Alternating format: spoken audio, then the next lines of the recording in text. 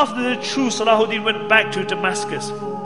And the narration mentioned that one wet day he went to visit the Hajis. And when he came back, it was cold, it's wet. He became ill. And every day his state got worse. And Al-Imad mentioned, I was with Salaahuddeen when he was ill. He says, by Allah, every time Salaahuddeen became more ill, it was as though his trust in the Rahm of Allah just increased. He said, the weaker his body got, the stronger his trust in Allah became. And even in that state, Salaahuddeen couldn't go to the masjid anymore. But he insisted on praying Salah with Jama'ah. And they would bring an Imam, they would help him up, and he would pray Salah in Jama'ah. On the 9th day, Salaahuddeen became unconscious. And Shaykh Jafar mentions that I was reciting the Quran by his bed, and when I reached the verses, Wallahu la ilaha illahu, alimul ghaybi wa shahada. He is Allah and no Lord besides Him, the knower of the unseen. He says Salaahuddeen had been unconscious for a while, and I heard a faint voice saying, Sahih, you have spoken the truth. And he mentioned, for 3 days I recited the Quran by the bed of Salaahuddeen. And he said, on the final day when he passed away, I reached the verse, La ilaha illahu alayhi tawakkaltu. There is no God but Allah, and upon Him I trust. And I saw Salaahuddin's face become radiant, and he recited the Shahada, and he left this dunya. And Ibn Shaddad mentioned that this was the greatest calamity to befall the Muslims since the demise of the Khulafai Rashidun. Ibn Shaddad mentions that many times I had heard the saying that I wish I could die on this place. And I always thought that this was an exaggeration. But he said, I realized the reality of that statement when Salaahuddin passed away. He said, I wish I could have died on the place of Salaahuddin.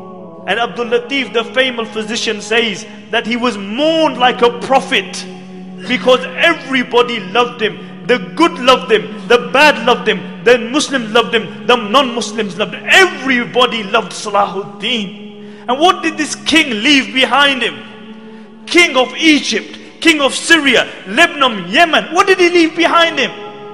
He left 1 dinar and 47 dirhams, some armor and a horse.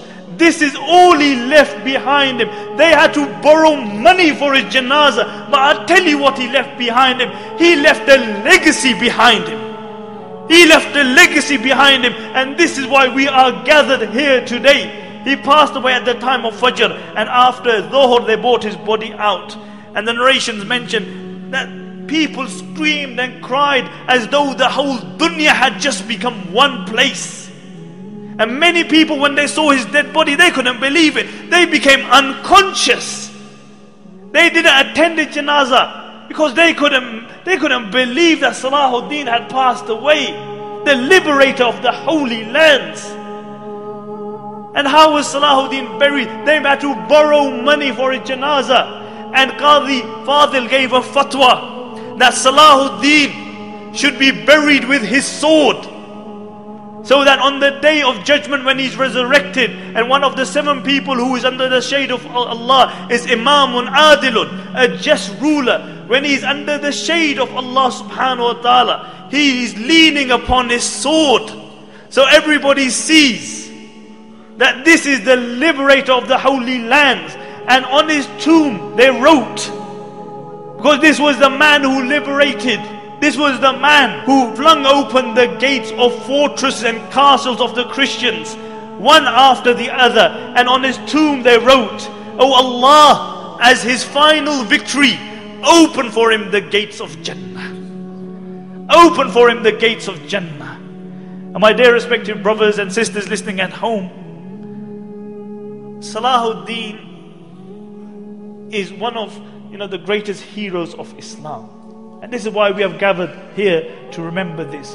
But the problem with many Muslims has become today, or with all Muslims, is that we live off our legacy. As a poet says, he said the Muslims come to the grave of Salaahuddin, and they come again and again. And what do? They stand by the grave of Salaahuddin and they say, Qum ya Salaahuddin, Qum. Oh Salaahuddin, stand. Stand up, oh Salaahuddin. We need you. Can't you see what's happening in Iraq? Can't you see what's happening in Afghanistan? Can't you see the supine, spineless leaders that we have? Oh Salaahuddeen, we need you to liberate the holy lands. The poet says they come and they say, Qum ya Salaahuddeen, qum hatta ishtaka marqaduhu min hawlih al-afuna. He says, they come to his grave and they say, oh Salaahuddeen, stand, stand. Until his grave began to complain about the stench around it.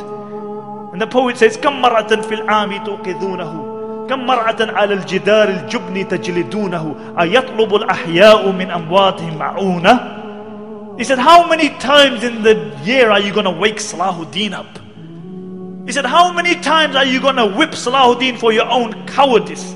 And then he says sarcastically, أيطلب الأحياء من أمواتهم معونة. He said, has it come to the state that the living have started asking the dead for help? The living have started asking the dead for help. Nobody aspires to be a Salaahuddeen. Nobody tries to be a Umar ibn Khattab or Abu Dhar or Abu Bakr radiallahu anhum or a Khadija or a Fatima. Nobody aspires to be like them. We live off our legacy. You know, we remember these people, but none of us aspire to be like them. We can't be cowardice because we believe in a hereafter. You can't celebrate the life of Salaahuddeen and Umar ibn Khattab and then be cowardice yourself.